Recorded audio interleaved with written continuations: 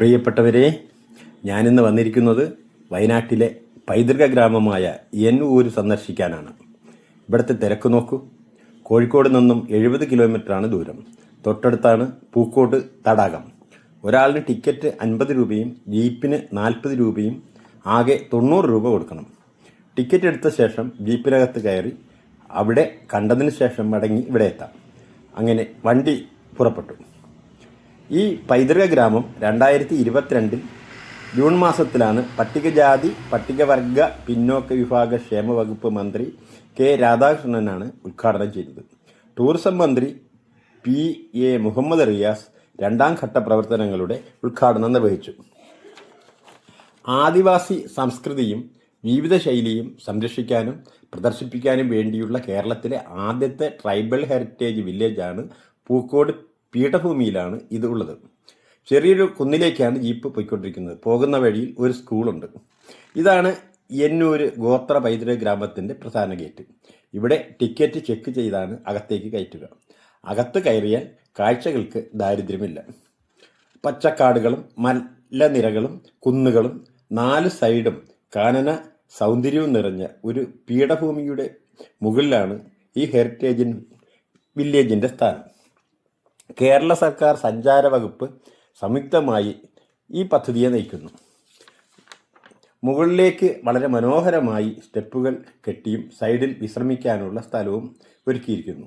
ആദിവാസി ജീവിതം, ഭാഷ, സംസ്കാരം, കലയും ശില്പശാലകളും സംരക്ഷിച്ച് അത് ഭാവിയിലേക്ക് കൈമാറുക എന്നതാണ് ഈ പൈതൃക ഗ്രാമത്തിൻ്റെ ലക്ഷ്യം. കുന്നിനു മുകളിലാണ് ഇത് സ്ഥിതി ചെയ്യുന്നത്. കയറുമ്പോൾ തന്നെ പല ഭാഗങ്ങളിലായി ചുറ്റോടുള്ള സ്ഥലങ്ങളെ കാണാൻ കഴിയും. ഒരു കലാകാരനും തൻ്റെ ക്യാൻവാസിൽ ഇത്ര മനോഹരമായി ചിത്രം വരയ്ക്കാൻ കഴിയില്ല. അത്രയ്ക്ക് മനോഹരമാണ് ഇവിടുത്തെ കാഴ്ചകൾ. ചെറിയ ചെറിയ കുന്നുകളും അതിനിടയിലെ മടക്കുകളും, മടക്കുകളിൽ നിറയെ മരങ്ങളും വീടുകളും. ഇവിടുത്തെ സ്ഥലത്തിൻ്റെ കിടപ്പനുസരിച്ചാണ് ബിൽഡിങ്ങുകൾ ഡിസൈൻ ചെയ്തിരിക്കുന്നത്. വിശ്രമിക്കാനും ഗോത്ര സംസ്കാരത്തിൻ്റെ പെയിൻറ്റുകൾ ആസ്വദിക്കാനും ഇവിടുത്തെ നാട്ടുകാർക്ക് ഒരു തൊഴിലവസരം നൽകുന്ന സ്ഥലം കൂടിയാണിത്. 2025 സന്ദർശകോഹരി നേടിയ സ്ഥലം കൂടിയാണിത്. എന്നൂരിനെ കുറിച്ച് പറയുമ്പോൾ ഇവിടെ പണ്ടുണ്ടായിരുന്ന ആദിവാസികളെക്കുറിച്ച് പറയേണ്ടി വരും. പണിയർ, കുറുമർ, കാട്ടുനായ്ക്കൾ, ഊരാളി കുറുമർ എന്നീ വിഭാഗക്കാരാണ് ഇവിടെ ഉണ്ടായിരുന്നത്.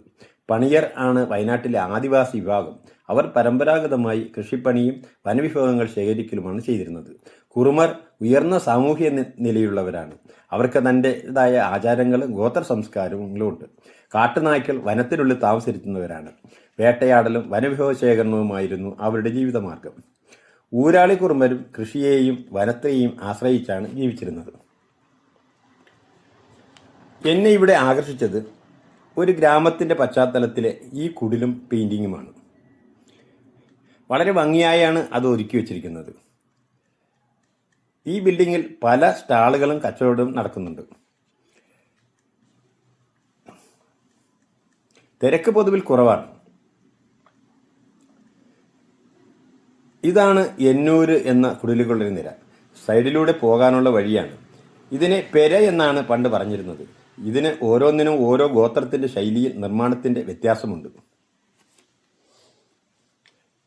ബിൽഡിങ്ങുകൾക്ക് മുന്നിൽ വിശാലമായ സ്ഥലമുണ്ട്. നല്ലൊരു ഗാർഡൻ ഉണ്ടാക്കാനും അവിടെ ചെടികൾ നട്ട് ആദിവാസികളുടെ പ്രതിമകളും കലാരൂപങ്ങളും പ്രദർശിപ്പിക്കാനും ധാരാളം സ്ഥലമുണ്ട്. 25 ഏക്കർ സ്ഥലമാണിത്. ഇതിൽ വളരെ കുറച്ച് സ്ഥലം മാത്രമാണ് ഉപയോഗിച്ചിട്ടുള്ളത്. ഇവിടുത്തെ ഗോത്രവിഭാഗക്കാർ നിർമ്മിച്ചിട്ടുള്ള മാലകളും കലങ്ങളും ആഭരണങ്ങളും അവരുടെ ഭക്ഷണങ്ങളും മരുന്നുകളും അങ്ങനെയുള്ള എല്ലാ സാധനങ്ങളുമാണ് സ്റ്റാളുകളിൽ കാണുന്നത്.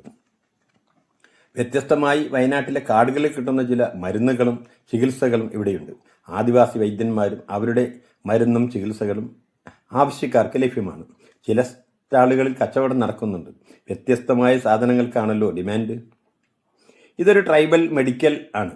വേദന തൈലം, മൈഗ്രെയിൻ ഓയിൽ, കൊളസ്ട്രോൾ കുറയ്ക്കാനുള്ള നാട്ടുമരുന്നുകൾ, ഷുഗർ കുറയ്ക്കാനുള്ള മരുന്ന്, ചുമ, അലർജി എന്നിവയ്ക്കുള്ള മരുന്ന്, ശ്വാസം മുട്ടൽ, മൂത്രക്കല്ല്, മഞ്ഞപ്പിത്തം, അങ്ങനെ ഓരോ രോഗത്തിനുള്ള നാട്ടുമരുന്നുകൾ കാണാൻ കഴിയും.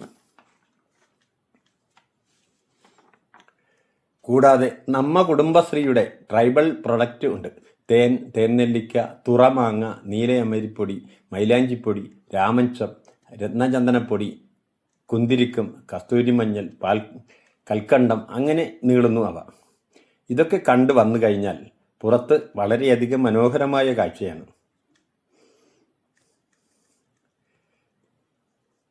അവരുടെ ഭക്ഷ്യസാധനങ്ങൾ രുചിക്കാനും അവസരമുണ്ട്. ഞങ്ങൾ പോകുമ്പോൾ ചായ മാത്രമേ കിട്ടിയുള്ളൂ. ഇതാണ് എന്നൂരിലെ പ്രധാന വഴികൾ. ചെത്തിമിനുക്കിയ ചെങ്കല്ല് സ്റ്റെപ്പുകൾ, മണ്ണിൻ്റെ നിറത്തിൽ തേച്ചുമിനുക്കിയ അരമതിലുകൾ, അവയിലൂടെ നടക്കാം. വെയിലാണ്, വല്ലാതെ ക്ഷീണിച്ചിരിക്കുന്നു. ഒരു കുടിലിൻ്റെ കാഴ്ച എങ്ങനെയാണ്. ഇത് ഇരിക്കാനുള്ള സ്ഥലമാണ്. നാടൻ ഭാഷയിൽ ഇരുത്തി എന്ന് പറയും. ഇവിടെ പ്രധാനമായും കാണുന്നത് പകിടകളിയുടെ ഒരു ചിത്രം, കേണി എന്ന പരമ്പരാഗത ജലസംഭരണിയുടെ ചിത്രം, മാനിപ്പുല്ലുകൊണ്ടുള്ള കൊട്ട, വിളക്കുകൾ, പെരയുടെ ചിത്രം, ആദിവാസികളുടെ ചിത്രങ്ങൾ, അവർ പണ്ട് ഉപയോഗിച്ചിരുന്ന പാത്രങ്ങളും ഉപകരണങ്ങളും. ഇതൊക്കെ അവരുടെ പൈതൃകത്തിൻ്റെ സ്വഭാവങ്ങൾ വെളിപ്പെടുത്തുന്നു.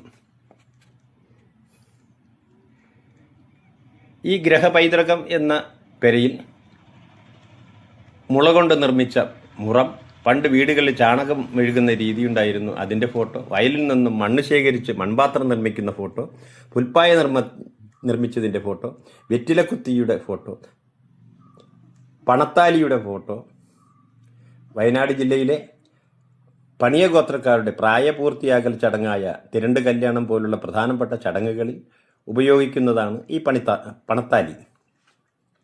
അടുത്ത ഷെഡിൽ ആഭരണങ്ങളാണ്. അരമണി, ഹാൽഫങ്കറ, കൊരണ്ടിക്കമ്മൽ, തണ്ടവള, ഉങ്കറ, ഉറുക്കം നൂല്. കുറിച്ചു സമുദായത്തിലെ പ്രായമായ സ്ത്രീകളുടെ പുരുഷന്മാർ ഉപയോഗിക്കുന്ന ആഭരണമാണ് ഉറുക്കും നൂല്. വെള്ളി കൊണ്ടുള്ള ഏലസ് കോർത്ത് ഇവ നിർമ്മിക്കുന്നു. നമ്മുടെ പ്രിയപ്പെട്ട പ്രേം നസീർ സാറിൻ്റെ തച്ചോളി അമ്പു എന്ന സിനിമയിലെ ഇതിവൃത്തം തന്നെ ഉറുക്കുന്നൂലാണല്ലോ. ഈ ഷെഡിലാണെങ്കിൽ താളിയോല, തമ്പായിപ്പലക, തമ്പായിപ്പെട്ടി, തൂക്കുവിളക്ക്, കോമരം വാൾ, അടുക്കള ഉപകരണങ്ങൾ. ഒരു കാലത്ത് കള്ളാസ് വരുന്നതിന് മുമ്പ് ഉണങ്ങിയ പനയോലകളിൽ നാരായം എന്നറിയപ്പെടുന്ന മൂർച്ചയുള്ള എഴുത്താണ് ഉപയോഗിച്ചാണ് ആശാന്മാർ കളരികളിൽ എഴുതിയിരുന്നത്. ഇതിനെയാണ് താളിയോലകൾ എന്ന് പറയപ്പെടുന്നത്. ഞാനിപ്പോൾ പീഠഭൂമിയുടെ ഏകദേശം മുകളിലെത്തി. ഇവിടെ ഒരു സൂപ്പർവൈസറുണ്ട്. അവൻ എന്നോട് പരിചയപ്പെട്ടു. അവനോടൊപ്പം ഒരു ഫോട്ടോയും വീഡിയോയും എടുത്തു. ഇതിൻ്റെ മുകളിൽ കയറണമെങ്കിൽ 20 രൂപ ടിക്കറ്റ് വേണം. കുറിച്യരുടെ ഒരു ആചാരമാണ് തിലാപത്ത്. മരിച്ചുപോയ ആത്മാക്കൾക്ക് ശാന്തി ലഭിക്കുന്നതിനായി നടത്തുന്ന ചടങ്ങാണിത്. മരണപ്പെട്ട ആളുകളുടെ ബന്ധുക്കൾ പ്രത്യേക പ്രാർത്ഥനകളും ചടങ്ങുകളും നടത്തുന്നു. ബന്ധുക്കൾ ആ സമയത്ത് ഒത്തുചേരുന്നു. കുടുംബ ബന്ധങ്ങൾ ദൃഢമാകുന്നു. ഗോത്രവിഭാഗങ്ങളുടെ ഏറ്റവും വലിയ സംസ്കാരത്തിൻ്റെ ഭാഗങ്ങളാണ് മലദൈവങ്ങൾ. തെളിവ് നോക്കൽ. നായാട്ടിന് പോകുന്നതിന് മുമ്പ് നാണയം എറിഞ്ഞ് തെളിവ് നോക്കുന്നു. കൂട്ട എന്ന ആചാരവും നിലവിലുണ്ട്. മരിച്ചുപോയ ആത്മാവുമായി ആശയവിനിമയം നടത്തുന്ന ചടങ്ങാണിത്. മറ്റൊരു പ്രധാന ആചാരമാണ് മലദൈവങ്ങളെ ഊട്ടുക. പർവ്വതദേവന്മാരുടെ പ്രീതിയും അനുഗ്രഹവും നേടുന്നതിനായി അവർക്ക് ഭക്ഷണവും ബലിയും നൽകുന്നു എന്ന ചടങ്ങാണിത്. മലകളാണല്ലോ നമുക്ക് ജലവും വായുവും കൂടുതൽ തരുന്നത്. അവർക്ക് നന്ദിയും ആദരവും ഗോത്ര സമൂഹങ്ങൾ പ്രകടിപ്പിക്കുന്നു. പ്രിയപ്പെട്ടവരെ, പിരിയാൻ സമയമായി. ഇഷ്ടമായാൽ ലൈക്ക് ചെയ്യൂ, കമൻറ്റ് ചെയ്യൂ, സബ്സ്ക്രൈബ് ചെയ്യൂ. നമുക്കൊരു ഗോത്രവിഭാഗത്തിൻ്റെ സംഗീതം കേട്ടുകൊണ്ട് പിരിയാം. അടുത്ത വീഡിയോയിൽ വീണ്ടും കാണാം.